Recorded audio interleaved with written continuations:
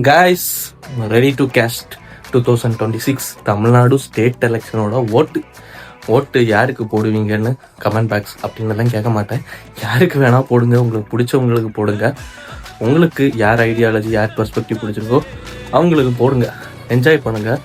Full video பார்ப்போம். vlog voting video ஃபுல்லாக பார்ப்போம் வாங்க.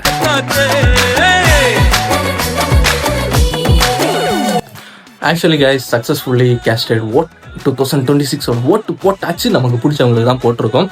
அண்ட் இன்னொரு கொஸ்டின் என்னன்னா, நேற்றுக்கு எலக்ட்ரல் கமிஷன் இந்தியா வந்து அனௌன்ஸ் பண்ணாங்க, உள்ளாடி மொபைல் ஃபோனு அலோவ் பண்ண மாட்டாங்க, ஒன்லி சைலண்டாக சுவிட்ச் ஆஃபில் தான் போட்டிருக்கணும்னு சொல்லிட்டு ஒரு பெரிய இன்ஸ்ட்ரக்ஷனே இருக்குது. ஏன்னா நான் ஓட்டிங் பூத்துக்குள்ளே இருந்திருக்கேன், போலிங் ஏஜென்டாட்டு 2021 ஸ்டேட் எலெக்ஷன்லையும் 2019 எம்பி எலெக்ஷன் நான் ஓட்டிங் பூத்துக்குள்ளே இருந்திருக்கேன். எனக்கு தெரியும் அங்கே ரூல்ஸ் எப்படி இருக்கும், ஸ்ட்ரிக்டாக எப்படி இருக்கும். நம்ம கூட மொபைல் ஃபோன் யூஸ் பண்ணாமல் வச்சுருக்கணும், கால் வந்தால் கூட எடுக்கக்கூடாது, அப்படிப்பட்ட ஒரு இதில் இருப்போம்.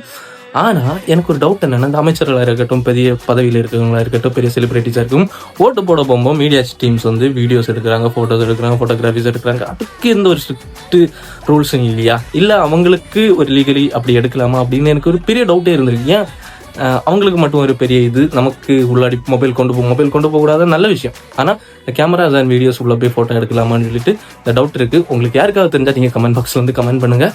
அண்ட் பாய்.